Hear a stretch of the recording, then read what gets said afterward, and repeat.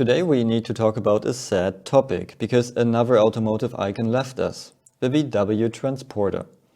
And in recent years, VW created such a mess within their commercial vans that they now need to take extreme measures to still be able to sell them.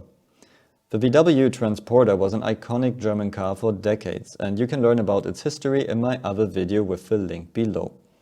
A big step was the switch to a front-engine concept in 1990 with the 4th generation T4. Many fans were scared, but the T4 became a top seller and a van which drove as handy as much smaller cars with its independent rear suspension. Because all technology was now at the front, you had more space at the back, and you could customize it in any possible way in the back. Because of its good driving characteristics and high quality, it also became very popular for families, now with more comfortable features and more power. The T4 was produced from 1990 to 2003 in Germany, and its successor, the T5, continued the legacy and was updated multiple times. After 12 years, when it would have been time for a successor, VW saved the money for a new construction and simply called the new big facelift T6, suggesting to customers that this is a new car. And it didn't hurt. The original design from the 1990s with lots of updates was still competitive, and used car prices stayed as high as ever. VW was earning good money with the Transporter in all its different versions. But VW missed the train in designing a new version, which would also offer a hybrid and electric drivetrain. That would have been important to lower their fleet emissions and to stay up to date. Instead, they changed the name and kept on selling the old platform for high prices and low investment costs. And to still have an electric version until the new electric vans come out, they outsourced the development and gave it to Abt. They showed that it's possible because the old T5 platform has enough space for a larger battery underneath. They didn't use all the space and fit a 32.5 kWh battery underneath, which was only enough for just over 100 km range. It needed more than 17 seconds to accelerate from 0 to 100 km per hour, and the conversion kit was with €20,000 very expensive. So this was not interesting for any normal Transporter customer. At the same time, they missed the train with Deutsche Post, their cooperation partner for decades. Deutsche Post asked VW for an electric delivery van for years, and VW always presented concept cars, but never anything the Post could really buy and use. So Deutsche Post went to the university in Aachen, which is famous for their automotive engineering. They quickly designed a simple electric delivery van, founded a new company for it, and this is the electric delivery van Deutsche Post is using to this day. So people were used to the fact that the VW Transporter can do everything. But this was no longer the case. And now the real mess began. VW needed to design a successor of the popular Transporter. First of all, they designed a new larger van based on the MQB platform, so the same platform as Golf and Passat, and called it T7. So this should be the successor of the popular T6.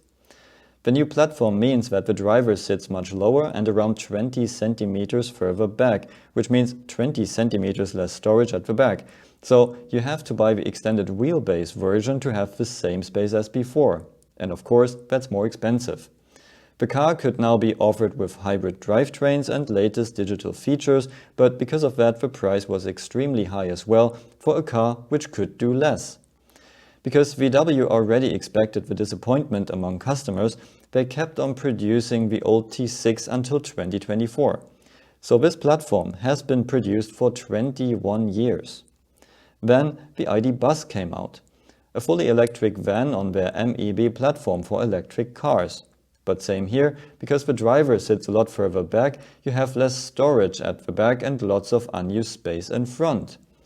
People like the design, but an entry price, same as a Porsche 997 years ago, meant that many people didn't buy it. VW then reacted and pushed a low-cost version with smaller battery and unpainted bumper on the market.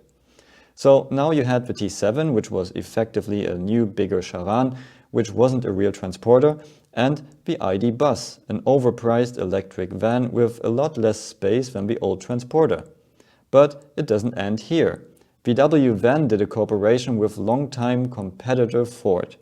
They cooperate for their small and medium-sized commercial vans. The small one will be based on the VW Caddy and be sold as Ford and VW. And the medium-sized van will be based on the Ford Transit and be sold as Ford and VW. And how do they call it? T7. So they now made the old T7, the T7 multivan, and there is a new T7, which is a Ford. Production is no longer in Hanover, Germany. It is produced on the same production line with the Transit in Turkey. The van can now be offered with Ford's combustion engines or fully electric, so Ford could do it. And many design features around the T7 and also the Ford-like sticking out rear suspension when you are behind the van at a traffic light constantly reminds you that this is a Ford. And instead of having one van which is capable of doing everything, VW is left with 3 vans that customers don't like. For real Bulli fans, the Bulli is dead. And for companies, there is no reason to buy the VW because it's a Ford underneath, and you can get the same car as Ford Transit much cheaper. At the same time, VW has agreements with Ford for a certain production number, and now they don't sell as many vans as they hoped for. But Ford is producing the agreed numbers.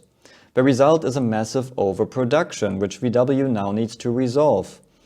VW now runs a campaign to somehow sell their commercial vans. They give their dealers up to 25% on top of their usual commission, which means they press cars out for now up to 40% less. And this campaign for T7 multivan, ID. Buzz and T7 in combustion and electric version is not just for companies. Also private people can use the offer. So VW tries to somehow push their sales and offer the cars a lot cheaper, just to find customers who would buy that. And that shows how desperate they currently are. VW's commercial business developed from a role model to a mess. And now the competition is getting stronger with new Chinese manufacturers entering the market with a lot cheaper models with more cargo space. Let me know your thoughts in the comments below and see you at the next video.